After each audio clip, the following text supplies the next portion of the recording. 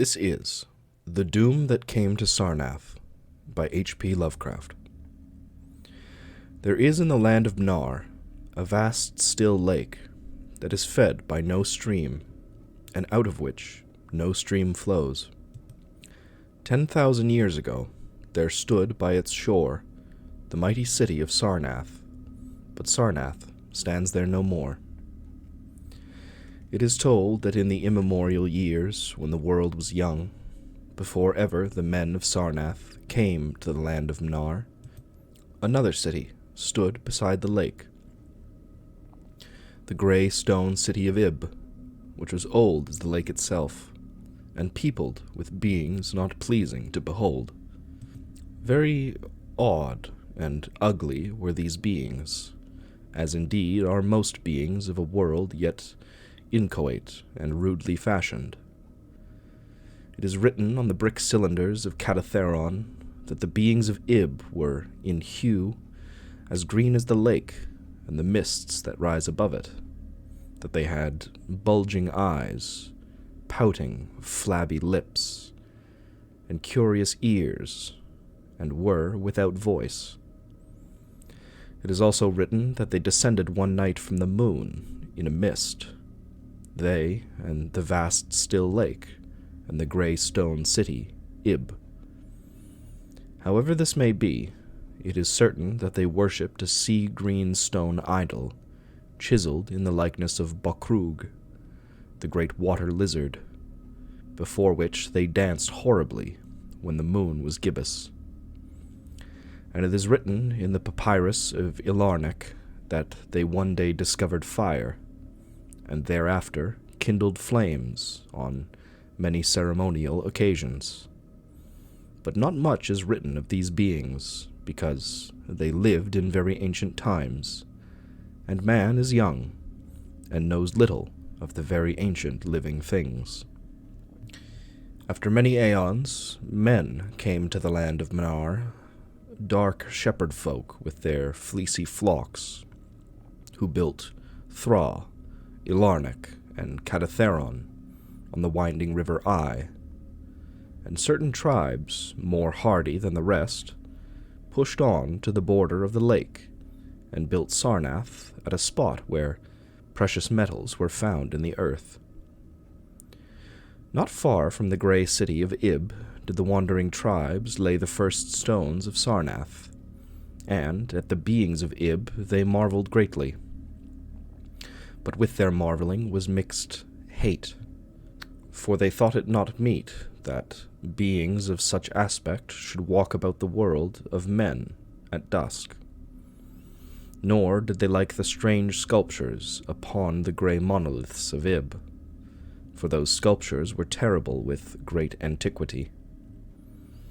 Why the beings and the sculptures lingered so late in the world, even until the coming of men, none can tell, unless it was because the land of Mnar is very still and remote from most other lands, both of waking and of dream. As the men of Sarnath beheld more of the beings of Ib, their hate grew, and it was not less because they found the beings weak and soft as jelly to the touch of stones and spears and arrows.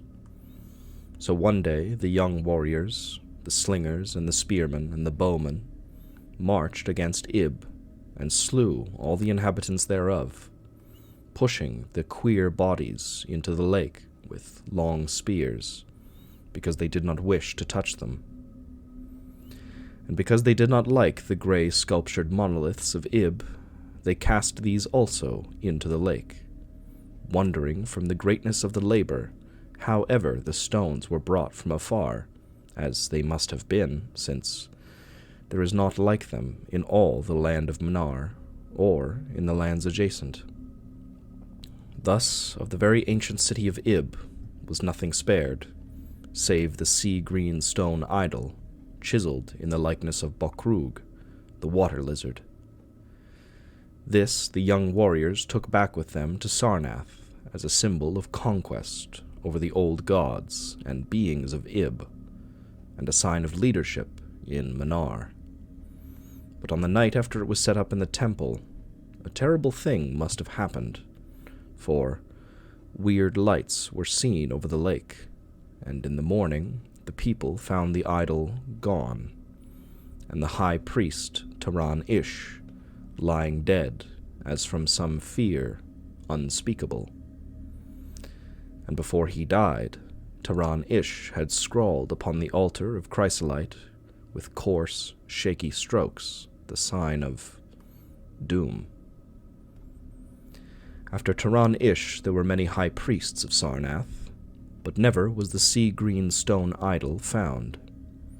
And many centuries came and went, wherein Sarnath prospered exceedingly, so that only priests and old women remembered what Taran-ish had scrawled upon the altar of chrysolite.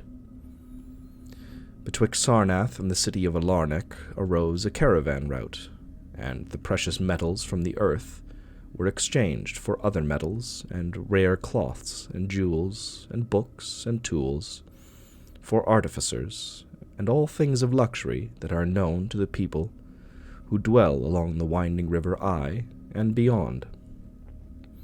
So Sarnath waxed mighty, and learned, and beautiful, and sent forth conquering armies to subdue the neighboring cities, and in time there sate upon a throne in Sarnath the kings of all the land of Manar, and of many lands adjacent.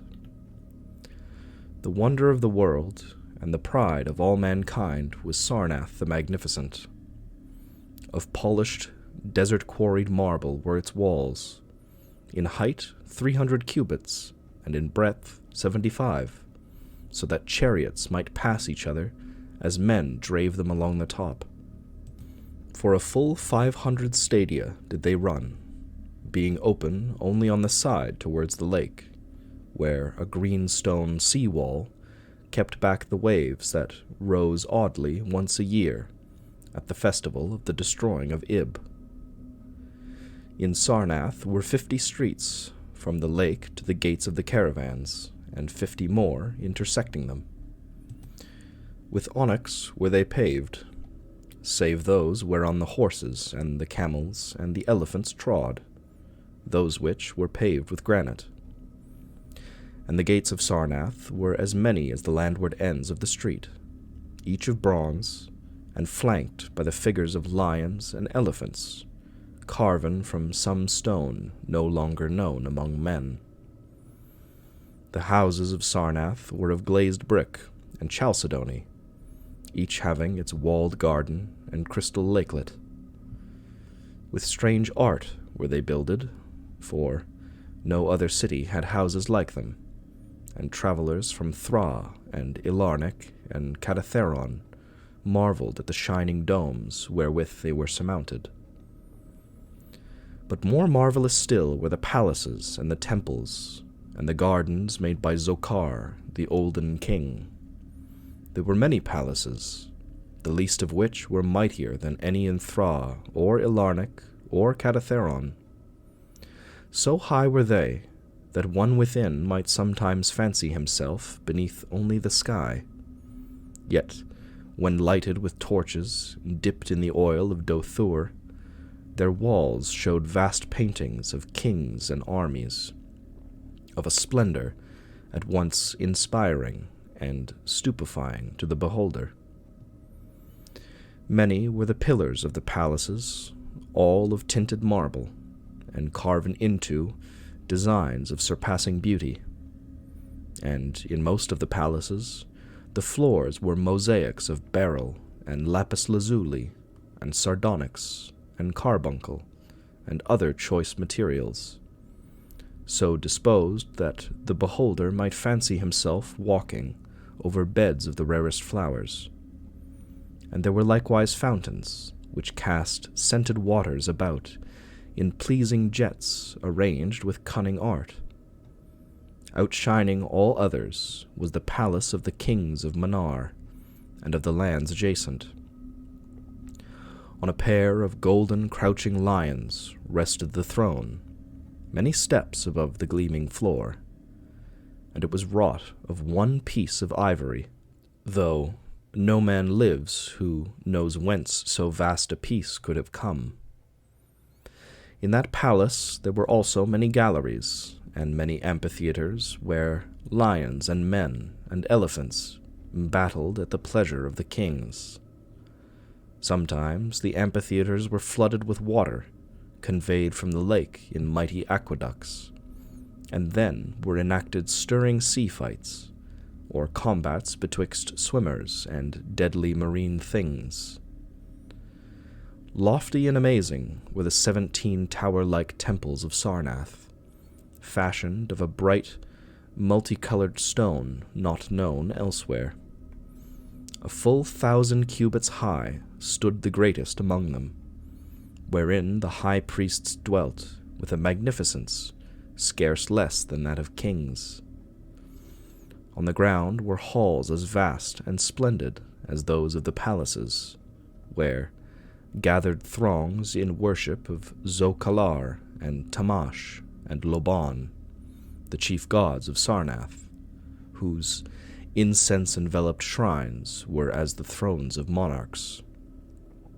Not like the icons of the other gods were those of Zokalar and Tamash and Loban, for so close to life were they that one might swear the graceful bearded gods themselves sate on the ivory thrones, and up unending steps of shining zircon was the tower chamber, wherefrom the high priests looked out over the city, and the plains and the lake by day, and at the cryptic moon and significant stars and planets, and their reflections in the lake by night.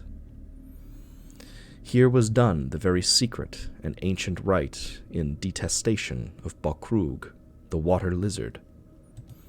And here rested the altar of chrysolite, which bore the doom scrawl of Taran Ish. Wonderful likewise were the gardens made by Zokar, the olden king. In the center of Sarnath they lay, covering a great space and encircled by a high wall. And they were surmounted by a mighty dome of glass, through which shone the sun and moon and stars and planets when it was clear, and from which were hung fulgent images of the sun and moon and stars and planets when it was not clear. In summer the gardens were cooled with fresh odorous breezes, skillfully wafted by fans, and in winter they were heated with concealed fires, so that in those gardens it was always spring. There ran little streams over bright pebbles, dividing meads of green and gardens of many hues, and spanned by a multitude of bridges. Many were the waterfalls in their courses, and many were the lilied lakelets into which they expanded. Over the streams and the lakelets rode white swans, whilst the music of rare birds chimed in with the melody of the waters. In ordered terraces rose the green banks, adorned here and there with bowers of vines and sweet blossoms, and seats and benches of marble and porphyry. And there were many small shrines and temples where one might rest or pray to small gods. Each year there was celebrated in Sarnath the feast of the destroying of Ib, at which time wine, song, dancing, and merriment of every kind abounded. Great honors were then paid to the shades of those who had annihilated the awed ancient beings, and the memory of those beings and of their elder gods was derided by dancers and lutanists, crowned with roses from the gardens of Zokar. And the kings would look out over the lake and curse the bones of the dead that lay beneath it. At first the high priests liked not these festivals, for there had descended amongst them queer tales of how the sea-green icon had vanished, and how Taran Ish had died from fear and left a warning. And they said that from their high tower they sometimes saw lights beneath the waters of the lake. But as many years passed without calamity, even the priests laughed and cursed and joined in the orgies of the feasters. Indeed, had they not themselves in their high tower often performed the very ancient and secret rite in detestation of Bokrug, the water lizard? And 1,000 years of riches and delight passed over Sarnath, wonder of the world and pride of all mankind. Gorgeous beyond thought was the feast of the 1,000th year of the destroying of Ib. For a decade had it been talked of in the land of Manar, and as it drew nigh there came to Sarnath on horses and camels and elephants men from Thra, Ilarnok, and Catatheron, and all the cities of Manar and the lands beyond. Before the marble walls on the appointed night were pitched the pavilions of princes and the tents of travelers, and all the shore resounded with the song of happy revelers. Within his banquet hall reclined Nargas High, the king, drunk with ancient wine from the vaults of conquered Pnath, and surrounded by feasting nobles and hurrying slaves. There were eaten many strange delicacies at that feast. Peacocks from the isles of Nariel in the Middle Ocean, young goats from the distant hills of Implan, heels of camels from the Benazik Desert, nuts and spices from Cadathrian groves, and pearls from wave-washed Matal dissolved in the vinegar of Thra. Of sauces there were an untold number, prepared by the subtlest cooks in all Manar, and suited to the palate of every feaster. But most prized of all the viands were the great fishes from the lake, each of a vast size, and served up on golden platters set with rubies and diamonds. Whilst the king and his nobles feasted within the palace, and viewed the crowning dish as it awaited them on golden platters, others feasted elsewhere. In the tower of the great temple, the priests held revels, and in pavilions without the walls, the princes of neighboring lands made merry.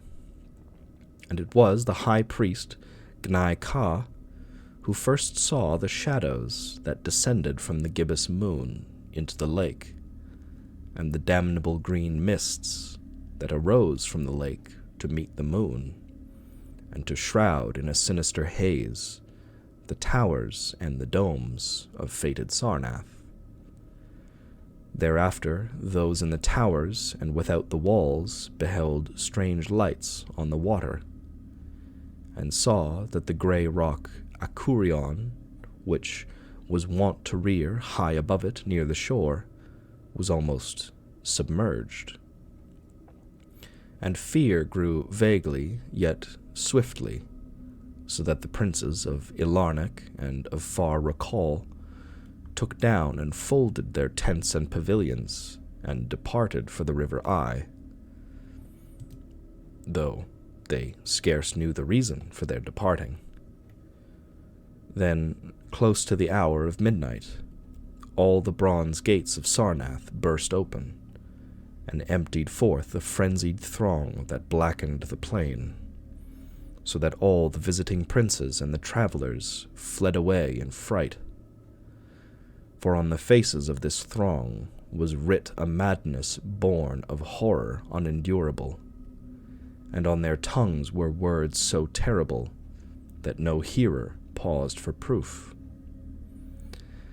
Men whose eyes were wild with fear shrieked aloud of the sight within the king's banquet hall, where, through the windows were seen no longer the forms of Nargas High and his nobles and his slaves, but a horde of indescribable, green, voiceless things with bulging eyes, pouting, flabby lips, and curious ears.